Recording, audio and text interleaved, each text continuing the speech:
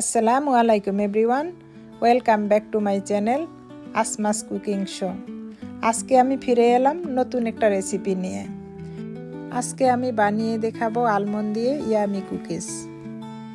আমি কুকিজগুলো আলমন্ড দিয়ে বানিয়েছি, আপনারা চাইলে যে কোনো পুর দিয়েই বানাতে পারেন। কুকিজগুলো বানানোর জন্য আমার লাগবে 300 গ্রাম ময়দা, আর এর সাথে দিয়ে দিব 100 গ্রাম বাটার।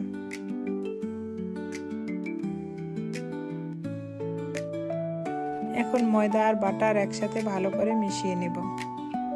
এটা হাত দিয়ে ডলে ডলে একটু সময় নিয়ে ভালো করে মিশিয়ে নেব।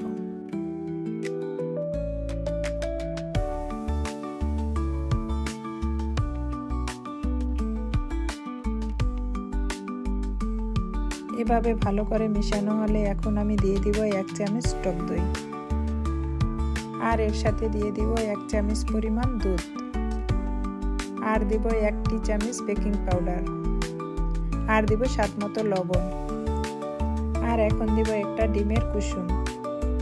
এখন এগুলোকে খুব ভালো করে মিশিয়ে নেব। এখন আমি এগুলোকে হাত দিয়ে ডলে সুন্দর একটা সফট ডো বানিয়ে নেব। এই কাজটা এভাবেই করতে হবে। এই ডোটা যতটা সফট হবে কুকিজগুলো ততটা সুন্দর হবে।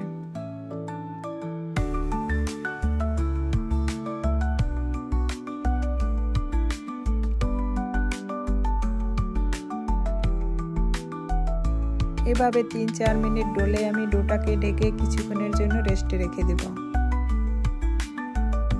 এখন আমি আলমন্ডগুলোকে একটা ব্লেন্ডারের সাহায্যে গুঁড়ো করে নেব। এখন আমি আলমন্ডগুলোকে গুঁড়ো করে নিয়েছি। এখন এর সাথে দিয়ে দিব আমি জ্যাম। আমি এখানে অ্যাপ্রিকট জ্যামটা দিয়েছি।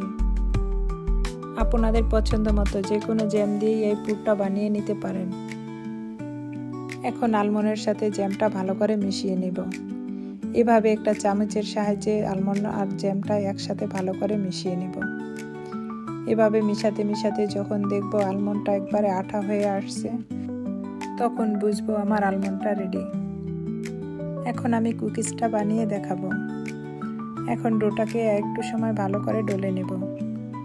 এভাবে একটু সময় ডলে আমি এটাকে 2টা ভাগ করে নেব। আমি 2টা রুটি বেলে কুকিজটা বানিয়ে নেব।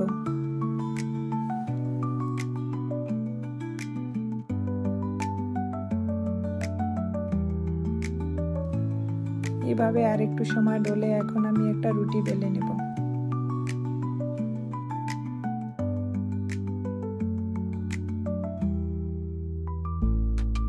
রুটিটাকে বেশি পাতলা করব না, একটা মিডিয়াম সাইজের রুটি বেলে নেব।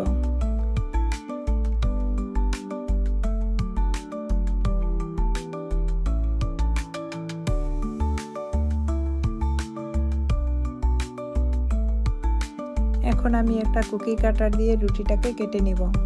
আমি এই সাইজের কুকি কাটার দিয়ে রুটিটাকে কেটে নিয়েছি। আপনারা চাইলে ছোট বড় করে নিতে পারেন। এটা আপনাদের পছন্দ মতো যে কোনো সাইজের করতে পারবেন।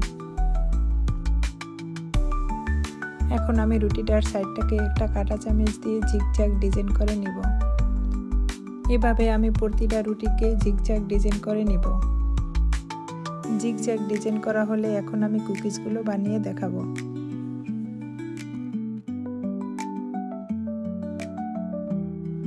প্রথমে একটা রুটি নিয়ে তার উপরে আলমন্ডের পুরটাকে সুন্দর করে বসিয়ে দিব। এভাবে হাত দিয়ে চেপে চেপে পুরো রুটির গায়ে আলমন্ডটাকে বসিয়ে দিব। এই কাজটা এভাবেই করতে হবে। আলমন্ডটা এভাবে বসানো হলে উপরে আরেকটা রুটি এভাবে বসিয়ে দিব। তারপরে সামনের সাইডটাকে এভাবে চেপে চেপে আটকিয়ে দেব। এভাবে সামনের মুখটাকে আটকিয়ে দিতে হবে।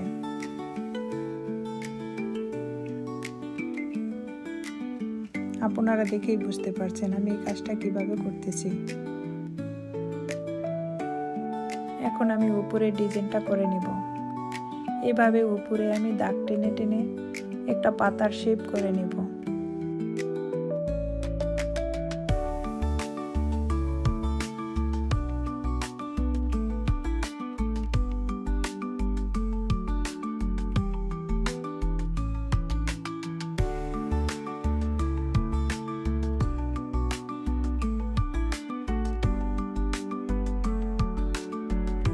আপনারা দেখেই বুঝতে পারছেন আমি কিভাবে ডিজাইনটা করে নিয়েছি।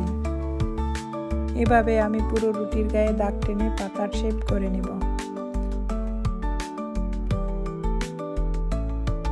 তারপরে মাঝখানে একটা আলমন্ড বসিয়ে দুই সাইডে এভাবে মুখটাকে আটকিয়ে দেব। দুই সাইডে আটকিয়ে দিয়ে তারপরে এক সাইড থেকে এভাবে দাগ টেনে নেব।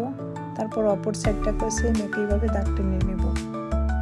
দেখেই বুঝতে পারছেন আমি কিভাবে কাজটা করছি। দেখুন কতটা সুন্দর হয়েছে। এখন আমি একটা বেকিং ট্রেতে এগুলো তুলে নেব। এখন আমি এগুলোকে বেক করতে দেব। 180 ডিগ্রি সেলসিয়াসে আমি 20 মিনিটের জন্য এগুলোকে বেক করতে দেব। দেখুন আমার কুকিজগুলো বেক করা হয়েছে। দেখতে কতটা সুন্দর হয়েছে।